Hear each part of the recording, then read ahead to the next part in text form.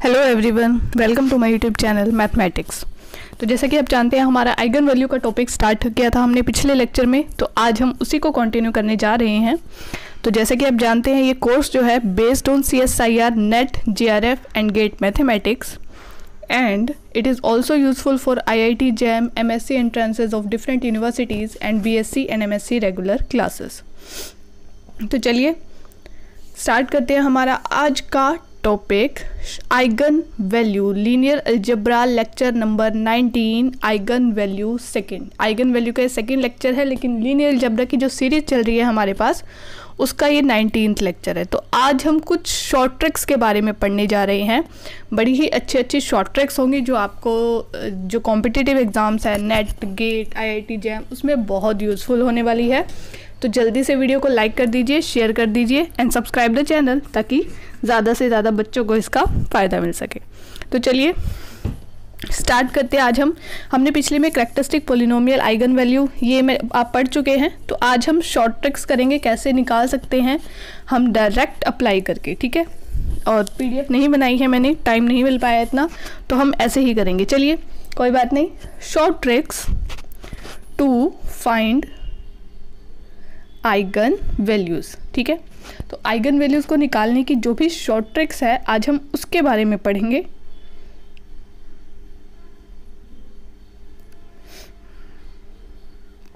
Done. तो अपनी eyes, years और माइंड को यहाँ पे लेके बैठना, आंखें ज़रूरी है, क्योंकि देखोगे नहीं तो फिर सुनोगे, सुनना भी है और साथ में दिमाग भी। और मैथ के लिए एक और चीज़ है, मैथ के लिए डू। अगर आपने मैथ किया नहीं तो मतलब मैथ आपको आया नहीं। तो बिना करे, बिना लिखे आप मैथ कर ही नहीं सकते, ठीक है। तो हाथ भी बहुत ज़रूरी है मैथ्स के लिए, भैया हाथ तो बहुत ज़रूरी है। The only way to learn mathematics is to do mathematics. चलिए स्टार्ट करते हैं हमारी पहली शॉर्ट ट्रिक्स। तो ये जादू से हमारी पहली शॉर्ट ट्रिक आने वाली है, ढा आ गई। If order of A is equals to N, यानी कि बड़ी ही वो है कितने हम ऐसे, अब हमें क्या पता भाई कितने आइगन वैल्यू किस मैट्रिक्स के कितने होंगे। अगर किसी मैट्रिक्स का ऑर्डर क्या है, n है, द कैरेक्टरिस्टिक पॉलिनोमियल, ठीक है। तो जो कैरेक्टरिस्टिक पॉलिनोमियल होगा, क्या होता है characteristic polynomial? Determinant of A minus lambda ही, ठीक है। तो जहाँ पे अगर ऑर्डर ऑफ A n है ना, तो फिर ये जो यहाँ पे लैम्डा की डिग्री होगी ये भी तो n ही होगी।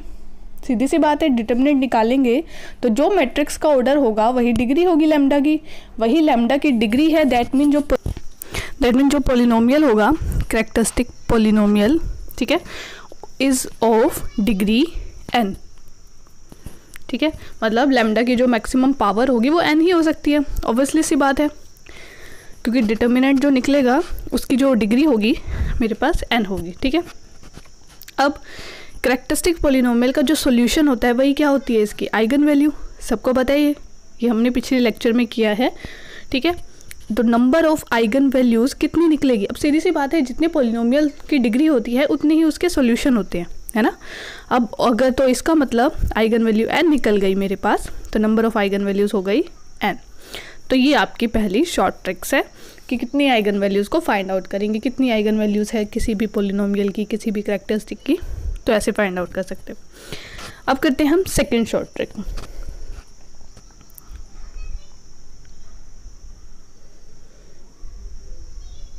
चलिए, the sum of eigen value of matrix, मतलब कोई भी मैट्रिक्स ले ली मैंने, ठीक है। अब अगर फाइंड आउट करना मुझे, सम बताओ कि आइगन वैल्यूज़ का सम क्या होगा, बट आइगन वैल्यू तो एक भी नहीं दे रखी, हाँ। तो वो सम ऑफ आइगन वैल्यू किसके इक्वल हो जाएगा? ट्रेस ऑफ द मैट्रिक्स के, ठीक है। कि अगर मेरे पास एक मैट्रिक्स दे रखी है, मेरे पास इतना टाइम नहीं है कि मैं निकालूं आइगन वैल्यूज़, निकालूं कैरेक्टरिस्टिक पॉलिनोमियल, नहीं, मुझे सीधा सम बताओ आइगन वैल्यूज़ का क्या होगा। तो मैं क्या करूँगी, सीधा उसके डायगोनल एलिमेंट को प्लस कर दूंगी, वो हो जाएगा किसके इक्वल? ट्रेस के इक्वल। और ट्रेस किसके इक्वल होता है? The sum of eigen value of the matrix. उसके बाद थर्ड है मेरे पास determinant of the matrix is equal to किसके इक्वल होगा, जैसे अब सम को तो ले लिया ट्रेस ने, है ना, तो अब डिटर्मिनेंट ऑफ द मैट्रिक्स किसके इक्वल हो जाएगा, product of the eigen values. ठीक है, तो ये भी बिल्कुल शॉर्ट ट्रिक है कि अगर मान लो मुझे निकालना है कि प्रोडक्ट क्या होगा आइगन वैल्यूज़ का, है पहले मैं आइगन वैल्यू निकालूंगी कैरेक्टरिस्टिक पॉलिनोमियल से, फिर उनका प्रोडक्ट करूंगी, तो इससे अच्छा क्या फाइंड आउट कर लूँगी, सीधा डिटर्मिनेंट ऑफ द मैट्रिक्स। तो ये बड़ी इंपॉर्टेंट शॉर्ट ट्रिक्स है दोनों, कि जो सम होगा आइगन वैल्यूज़ का वो ट्रेस होगा और जो प्रोडक्ट होगा वो डिटर्मिनेंट होगा। ठीक है, नोट डाउन कर लीजिए इसको। तो अब करते हैं हम नेक्स्ट, बहुत ही ज़्यादा शानदार ट्रिक हमारी एक और, क्या देखिए, eigen value of triangular matrix. Triangular पता है सबको, ऊपर वाले नीचे, या तो डायगोनल के ऊपर वाले या तो नीचे वाले। ठीक है, जहाँ पे अगर आपको नहीं पता है तो टाइप ऑफ मैट्रिक्स वाला लेक्चर देख लीजिए, फर्स्ट ही लेक्चर है। Are its diagonal entries. ठीक है, मतलब अगर मुझे ट्रायंगुलर मैट्रिक्स का निकालना है तो मैं कोई वो नहीं करूँगी, कोई खर्चा नहीं करूँगी किसी चीज़ पे, ना पेन का ना कॉपी का, डायरेक्ट देखूँगी उसके डायगोनल एलिमेंट्स को, वही क्या हो जाएंगे, उसकी आइगन वैल्यूज़।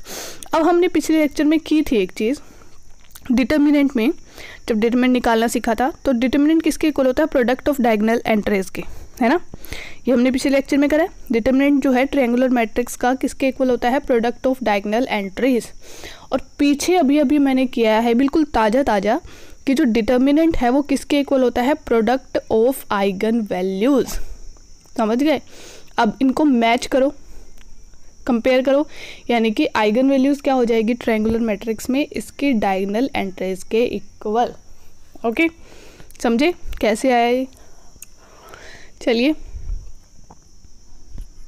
एक मिनट, हाँ अभी एक और चीज़ है। अब मैं आपको बोलूँ कि डायगोनल मैट्रिक्स क्या ट्रायंगुलर बोल सकते हैं हम, बिल्कुल बोल सकते हैं, क्योंकि डायगोनल मैट्रिक्स में क्या होता है, डायगोनल के ऊपर और नीचे दोनों वाली जीरो, है ना, तो every diagonal matrix is upper and lower triangular, दोनों की दोनों होती है, यानी कि वो प्रॉपर्टी इस पर भी सेटिस्फाई कर जाएगी। बिल्कुल लगा दे, कोई शक तो नहीं है कोई, पक्का, कहीं फिर देख लो अभी भी कि डायगोनल मैट्रिक्स ट्रायंगुलर होगी या फिर नहीं होगी, नहीं तो चलो लगा देते हैं। चलो तुमने हाँ क्या दी, लगा दिया। Eigen values of diagonal matrix is equal to what, its diagonal entries. तो देखो चौथी से हमने पांचवी बना ली शॉर्ट ट्रिक, है ना, एक में से दूसरी को निकाल लिया, बन गई हमारी एकदम फ्रेश ताज़ा ताज़ा शॉर्ट ट्रिक। चलिए अब नेक्स्ट करते हैं, बड़ी इंपॉर्टेंट है ये, स्क्रीनशॉट ले लेना इनका बाद में। तो सी लैम्डा क्या होता है, कैरेक्टरिस्टिक पॉलिनोमियल, किसमें, इन वेरिएबल लैम्डा, यानी कि लैम्डा क्या निकलेगी, इसकी आइगन वैल्यूज़ निकलेगी। अभी ध्यान से देखना है इसको, किसके इक्वल होता है ये, -1 की power n into lambda n है ऑर्डर मैट्रिक्स का, उसके बाद -1 की पावर n+1 लैम्डा n-1, ये चीज़ हो जाएगी। ठीक है, कोफिशिएंट कम, अभी यहाँ पे इसका कोफिशिएंट होगा a11 plus a22 plus an, यानी कि क्या किया मैंने, जो मैट्रिक्स है उसके डायगोनल एलिमेंट को प्लस कर दिया, डन। उसके बाद अब देखो लैम्डा n-1 तक की टर्म्स तो ख़त्म होगी, अब जो बचेंगी टर्म्स डिग्री, वो वाली टर्म्स होंगी जिनकी जो डिग्री होगी n-2 या फिर उससे छोटी, सीधी सी बात है, n की टर्म आ गई, n-1 की आ गई, अब n-2 और उससे छोटी बची। अब लास्ट में बचेगा कांस्टेंट, कि जिसमें लैम्डा की कोई है ही नहीं वैल्यू, सिर्फ कांस्टेंट टर्म्स है, डन। तो ये बनेगी मेरे पास कैरेक्टरिस्टिक पॉलिनोमियल। अब ये कांस्टेंट टर्म भी कुछ मज़ा सा नहीं आ रहा है, यहाँ पे भी अगर कुछ शॉर्ट ट्रिक लग जाए ना, मज़ा आ जाए एकदम, है ना। तो ये कांस्टेंट टर्म्स किसके इक्वल होती है, डिटर्मिनेंट के इक्वल होती है, किसके इक्वल होती है, determinant of the matrix A, समझे, ए मैट्रिक्स जिसका मुझे आइगन वैल्यूज़ निकालनी है या जिसका कैरेक्टरिस्टिक पॉलिनोमियल निकालना है। तो मैं इसको एक और टाइप से अच्छे से राइट कर देती हूँ, that characteristic polynomial C lambda, a matrix ले ली, सबसे पहले मैट्रिक्स ही दिखा देते हैं आपको, ठीक है, n क्रॉस n की है ये, तो सी लैम्डा हो जाएगा -n क्रॉस n, -1 की power n into lambda n, ठीक है, फिर प्लस कर दो, -1 की पावर n+1, यहाँ n-1 भी ले सकते हो, मतलब ओड होनी चाहिए, जो ऊपर वाली है ना उससे अलग, ठीक है। यानी कि अगर पहली इवन है तो ये ओड, वो ओड है तो ये इवन, ये चीज़ है, 1 का फ़र्क है। फिर लैम्डा n-1, अब इसका कोफिशिएंट ट्रेस के इक्वल है, a11 + a22 + an, डन। उसके बाद terms in lambda of degree at most n-2, मतलब इसमें वो वाली टर्म्स आएंगी जिसमें लैम्डा की जो पावर है, लैम्डा की जो डिग्री है वो क्या है, या तो n-2 होगी या तो n-2 से छोटी होंगी, स्मॉल होंगी, ठीक, डन। फिर लास्ट में बचेगी भाई कॉन्स्टेंट टर्म, जिसमें लैम्डा की डिग्री है ही नहीं, 0 है, वो कॉन्स्टेंट टर्म किसके इक्वल हो जाएगा, डिटर्मिनेंट ऑफ द मैट्रिक्स के। यानी कि ये शॉर्ट ट्रिक हम डायरेक्टली अप्लाई करेंगे जहाँ पे मुझे कैरेक्टरिस्टिक पॉलिनोमियल दे रखा है। अगर मुझसे पूछ ले ट्रेस निकालो इसका, तो मैं क्या करूँगी, देखूंगी कि लैम्डा की पावर n-1 का कोफिशिएंट क्या है, वो ट्रेस के इक्वल हो जाएगा। और डिटर्मिनेंट पूछ लिया तो क्या करोगे, डिटर्मिनेंट पूछ लिया तो कॉन्स्टेंट टर्म को एकदम से नज़र घुमाओगे और पुट कर दोगे। अब यहाँ से निकल के एक और वही 6 से 7 ट्रिक निकल के आ रही है, जैसे 4th से 5th आई थी, पहली दो सेम। अब जो ट्रेस था ये पीछे हमने किया किसके इक्वल था, सम ऑफ द आइगन वैल्यूज़, समझ रहे हो, ट्रेस किसके इक्वल है, सम ऑफ द आइगन वैल्यूज़। तो मैंने यहाँ पे सम कर दिया इनकी। अब हाँ, कितनी आइगन वैल्यूज़ होगी ये भी बताओ। ए की जो है, ए जो है वो n×n की मैट्रिक्स है, यानी कि n ही मेरे पास टोटल होंगी आइगन वैल्यूज़, ठीक है। फिर लैम्डा डिग्री n-2 की टर्म्स बचेंगी, एट मोस्ट n-2, ये तो सेम का सेम। अब जो कांस्टेंट होगी वो डिटर्मिनेंट ए। अब डिटर्मिनेंट ए किसके इक्वल होता है, प्रोडक्ट ऑफ आइगन वैल्यू, अभी अभी करके आए हैं हम, डन। तो इसी से मेरे पास 2 निकल गई, ट्रेस निकाल लो, डिटर्मिनेंट निकाल लो, सम ऑफ आइगन वैल्यूज़ निकाल लो, प्रोडक्ट निकाल लो, सिर्फ और सिर्फ कैरेक्टरिस्टिक पॉलिनोमियल से। इन्हें अलग अलग निकालने की ज़रूरत ही नहीं है, डायरेक्ट अप्लाई करो, ठीक है। तो देखो कितनी सारी चीज़ निकाली है, मैं राइट करी, trace, determinant, sum of eigen value, product of eigen value, हो गई ना शॉर्ट ट्रिक, बड़ी मज़ेदार। तो इसे सिंपल मुझे क्या करना है, इसको अप्लाई करना है क्वेश्चंस में, ठीक है। देख लो अब इनसे। अब नेक्स्ट करते हैं अब हम 8th ट्रिक। 7 ट्रिक्स हम पढ़ चुके हैं, ठीक है। अगर कोई बोर हो रहा हो तो इतने पानी वानी पी लो, ठीक है। टीवी में देखने मत लग जाना, क्योंकि एकदम से आ गई है मेरी शॉर्ट ट्रिक।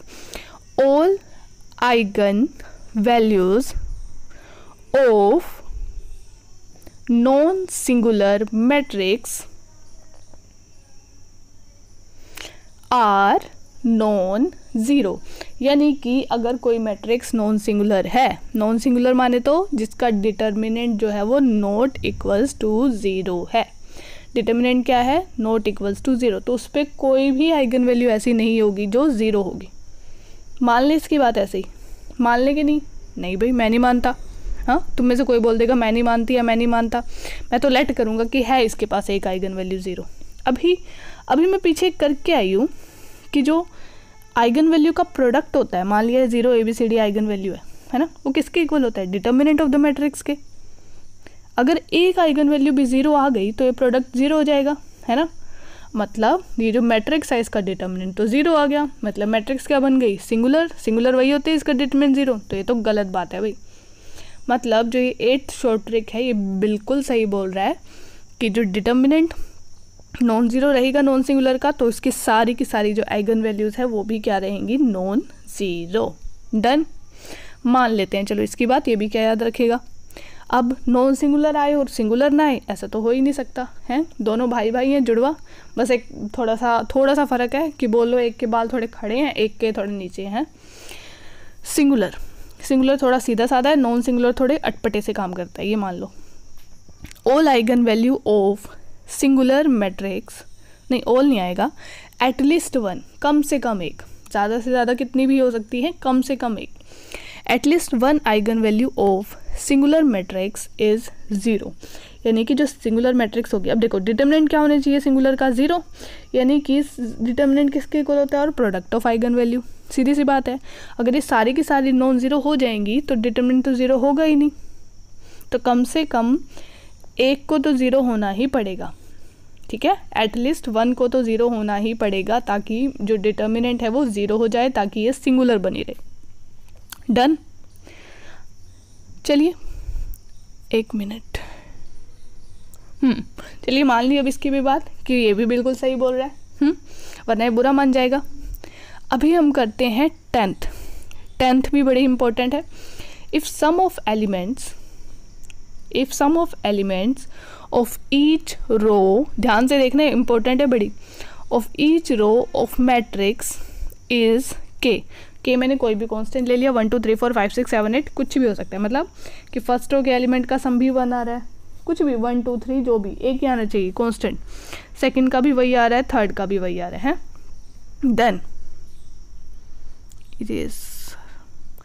देन जो ये सम आ रहा है कांस्टेंट, ये पक्का ही आइगन वैल्यू होगी उस मैट्रिक्स की।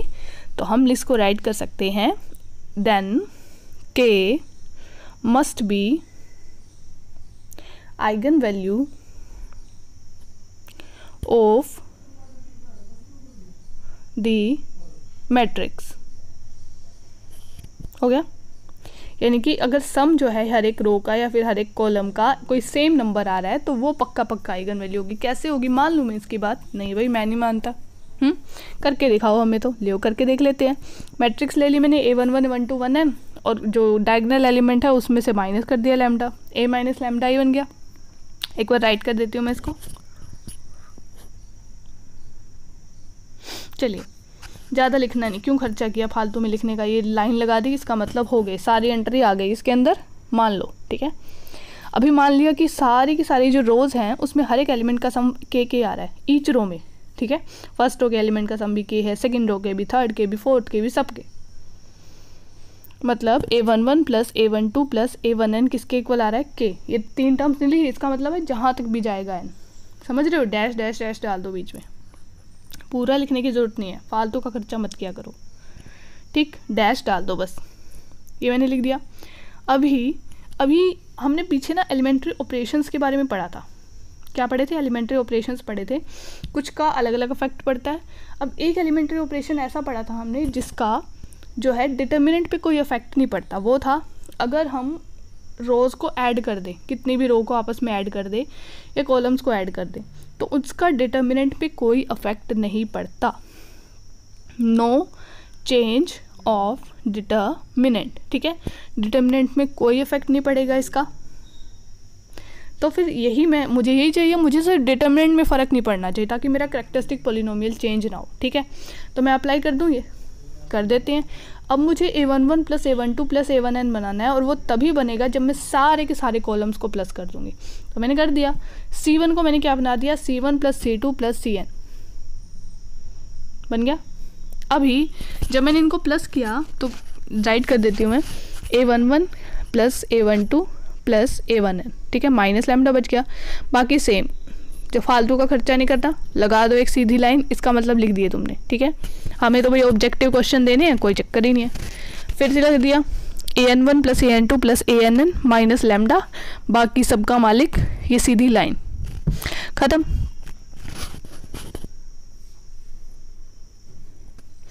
अब उसके बाद में क्या करूँगी?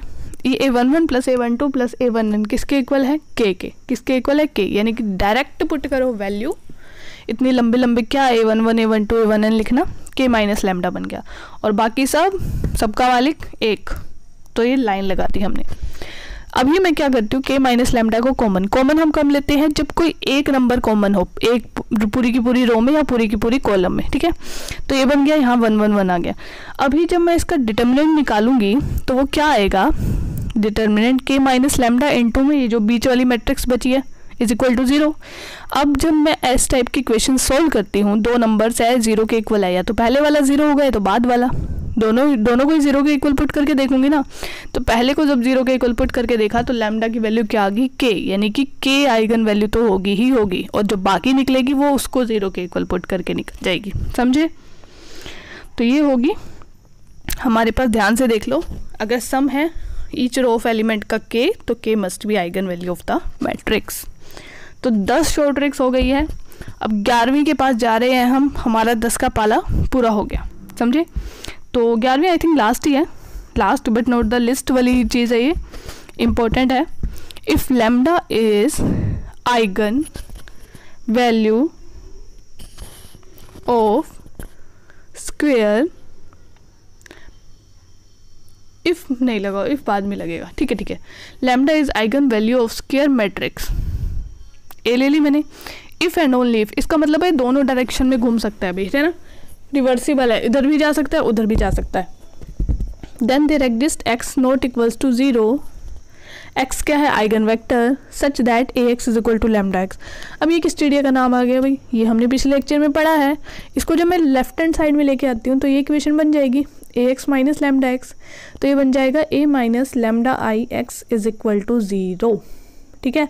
तो ये जो एक्स है ये आइगन वेक्टर है, यानी कि आइगन वैल्यू तभी एग्जिस्ट करेगी जब उसका जुड़वा भाई एक्स एग्जिस्ट करेगा, नहीं तो वो कहता है इसके बिना मैं नहीं रहूँगा, हम साथ साथ है, ठीक है। तो इस शॉर्ट ट्रिक का मतलब है कि दोनों साथ के साथ एग्जिस्ट करेंगे। अगर आइगन वैल्यू एग्जिस्ट कर रही है तो आइगन वेक्टर भी एग्जिस्ट करेगा, और अगर आइगन वेक्टर एग्जिस्ट कर रहा है तो आइगन वैल्यू भी एग्जिस्ट करेगी। ओके,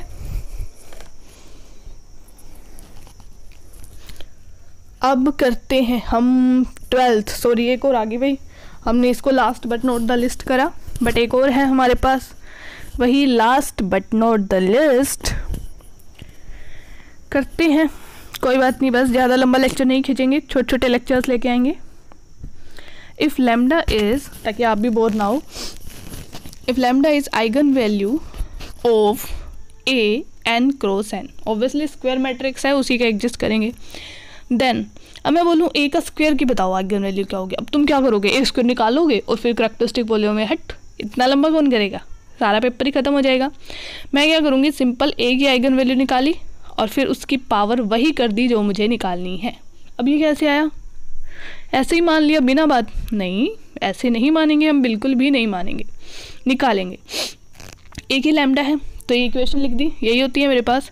मैंने क्या किया, प्री मल्टीप्लाई कर दिया दोनों साइड्स को ए से, प्री मल्टीप्लाई, प्री का मतलब पहले, पोस्ट का मतलब बाद में, ठीक है, प्री पोस्ट।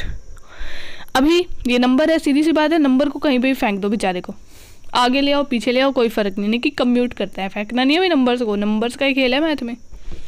लैम्डा इंटू ए एक्स, तो ए एक्स की जगह पुट कर दो लैम्डा, तो ये बन गया लैम्डा स्क्वेयर एक्स, तो यानी कि ए स्क्वेयर की आइगन वैल्यू लैम्डा स्क्वेयर होगी। इसी तरह मैं एक और बार प्री मल्टीप्लाई कर दूंगी तो ए क्यूब की आइगन वैल्यू लैम्डा क्यूब हो जाएगी, ए 4 की लैम्डा की पावर 4, यानी कि जितनी भी पावर की निकालनी है वो सेम, बट एक्स तो सेम रह रहा है, जो लैम्डा का जुड़वा भाई था वो तो सेम रह रहा है, वो कहता मैं नहीं बदलूंगा, मैं तो जैसा हूँ वैसा ही रहूँगा, चाहे 100 साल बाद हो या 50 साल बाद। तो आइगन वेक्टर सेम रहता है, चाहे ए स्क्वायर का हो, ए क्यूब का हो या ए की पावर m का, ठीक है, लेकिन जो आइगन वैल्यू है वो चेंज होती रहती है। डन। लेकिन अगर मैं बोलूँ भाई पोलिनोमियल बना दो इनका, जैसे ए क्यूब प्लस ए स्क्वायर का निकालना है, तो मैं क्या करूँगी, दोनों आइगन वैल्यूज़ को प्लस कर दूँगी। लेकिन ये हर केस में नहीं होता, कहीं तुम दो अलग अलग मैट्रिक्स उठा लो और उनकी आइगन, नहीं, सेम मैट्रिक्स होनी चाहिए। मतलब इसको मैं एक अलग वे से लिख देती हूँ, आइगन वैल्यू ऑफ ए अगर लैम्डा है देन एफ ऑफ ए, मतलब कोई ए का ही फंक्शन बना रखा है, जैसे ए की पावर 5 प्लस ए स्क्वायर प्लस 2a, कुछ ए का ही फंक्शन है और कोई वेरिएबल नहीं है ए के सिवा, तो उसके eigen value F of lambda हो जाएगी, यानी कि उस फंक्शन में ए की जगह लैम्डा पुट कर दो, बस डन। ये बड़ी इंपॉर्टेंट प्रॉपर्टी है, ये भी काम आने वाली है बहुत आगे, ऐसे तो सारी की सारी इंपॉर्टेंट ही करवाई है। तो कल के लेक्चर में हम क्या करने वाले हैं, क्वेश्चंस, ठीक है। आज शॉर्ट ट्रिक्स कर ली है, इनको ध्यान से पढ़ लेना क्योंकि कल इसी पे बेस्ड क्वेश्चंस होने वाले हैं, बहुत सारे प्रीवियस ईयर भी होंगे और वैसे भी बहुत सारे होने वाले हैं। तो चलिए like share and subscribe my channel mathematics. Thank you so much.